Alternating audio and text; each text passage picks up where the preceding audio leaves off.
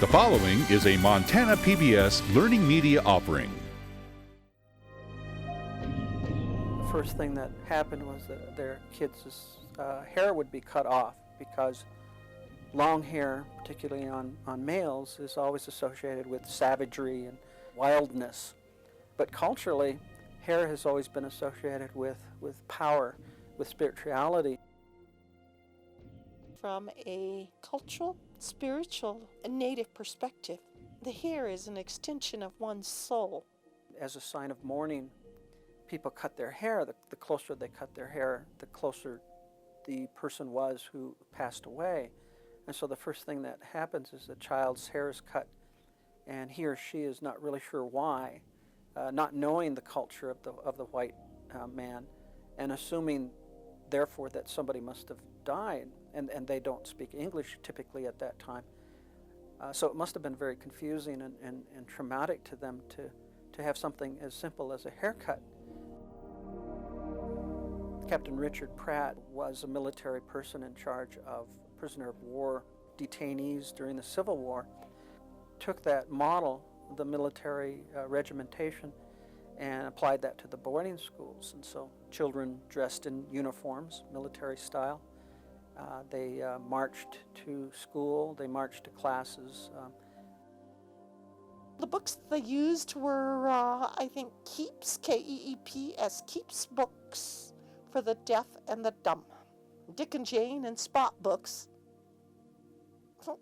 What relevancy and meaning does that have to a child just off the plains, the prairies, the forests, the woodlands, the coasts of this country? The children had very long days. They would get up very early in the morning, say 5 or 6 in the morning. A lot of boarding schools were really run on the labor of children. And so children did cooking, they did cleaning, they did laundry, they did farming. So only a portion of their day was actually spent in an educational or academic setting.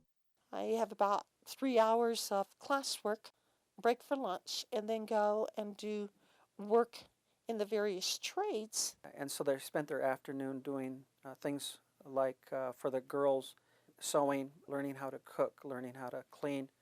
And for the boys, they received a specific kind of training in a job that they would do after they graduated.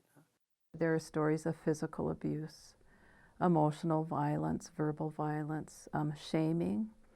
I think shaming was an everyday practice and a steady diet for Indian children to feel shame, not really for anything that you've done, but simply for who you are.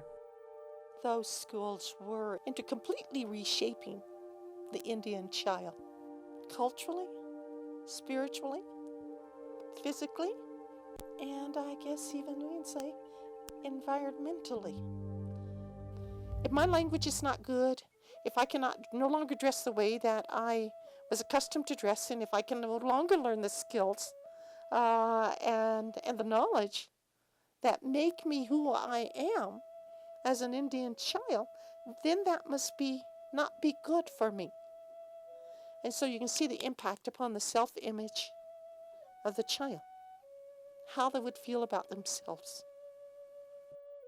In many cases, the only role models that they had were dorm parents who were charged with taking care of 60 or 70 children who have a negative or an absent parental model is not going to have the same kind of skills when he or she becomes a parent. Some of the legacies of that are, from the sociologic point of view, increased child abuse, child neglect, patterns of abusive behavior, sexual abuse, alcoholism, all of which can be traced back to the boarding school era. Boarding schools educated probably about 2/3 of the children who were educated. 20% of the children graduated from high school. The other 80% would return home or just simply would not finish the required term of study. I'm certain that there were some people that worked at boarding schools that had the best interest of children at heart. And I've talked to some elders that felt like going to the school and learning what they did was necessary for them to be able to survive in such a rapidly changing world. One of my spiritual grandmothers said, "Oh, it was okay." She said, "We couldn't talk Cheyenne. Yes, we're punished for it." She said, "But it was kind of nice," she said, "to wear these blue wool capes that they issued to us